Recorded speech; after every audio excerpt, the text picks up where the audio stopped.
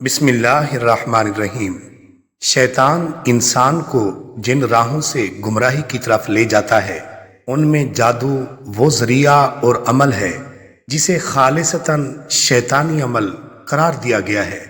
جادو کے لیے عربی زبان میں سحر کی اصطلاح استعمال کی جاتی ہے۔ قرآن و سنت میں سحر ایسے امر کو کہا جاتا ہے جس میں شیاطین کو خوش کر کے ان کی مدد حاصل کی گئی ہو۔ پھر شیاطین کو راضی کرنے کی مختلف صورتیں ہیں۔ کبھی ایسے منتر اختیار کیے جاتے ہیں جن میں کفر و شرک کے کلمات ہوں اور شیاطین کی مدح سرائی کی گئی ہو جس سے شیاطین خوش ہوتے ہیں۔ کبھی ایسے اعمال اختیار کیے جاتے ہیں جو شیطان کو پسند ہیں، مثلاً کسی کو ناحق قتل کر کے اس کا خون استعمال کرنا یا ناپاکی و نجاست کی حالت میں رہنا وغیرہ۔ رسول اللہ صلی اللہ علیہ وآلہ وسلم پر یہودیوں کا سحر کرنا اور اس کی وجہ سے آپ صلی اللہ علیہ وآلہ وسلم پر بعض آثار کا ظاہر ہونا اور بذریعہ وحی اس جادو کا پتہ لگنا اور اس کا ازالہ کرنا احادیث صحیحہ سے ثابت ہے۔ صحیح بخاری میں ایک حدیث ہے جو دوسری حدیث کی کتابوں میں بھی درج ہے۔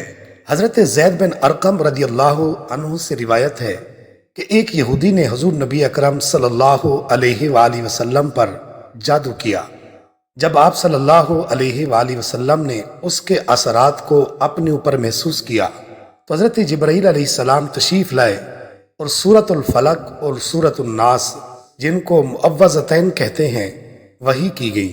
ایک روایت میں ہے کہ حضرت کعب احبار رحمہ اللہ جو پہلے یہود کے بڑے علماء سے تھے، پھر حضرت عمر رضی اللہ تعالی عنہ کے دور میں مسلمان ہو گئے تھے، انہوں نے بیان کیا کہ اگر میں یہ چند کلمات نہ پڑھا کرتا تو یہود جادو سے مجھے گدھا بنا دیتے۔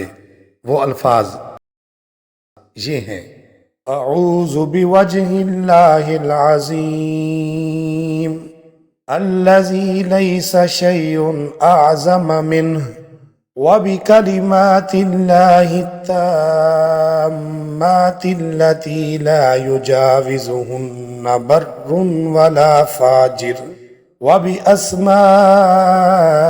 اللہ الحسنى كلها ما علمت منها وما لم اعلم من شر ما خلق وزرع وبرأ۔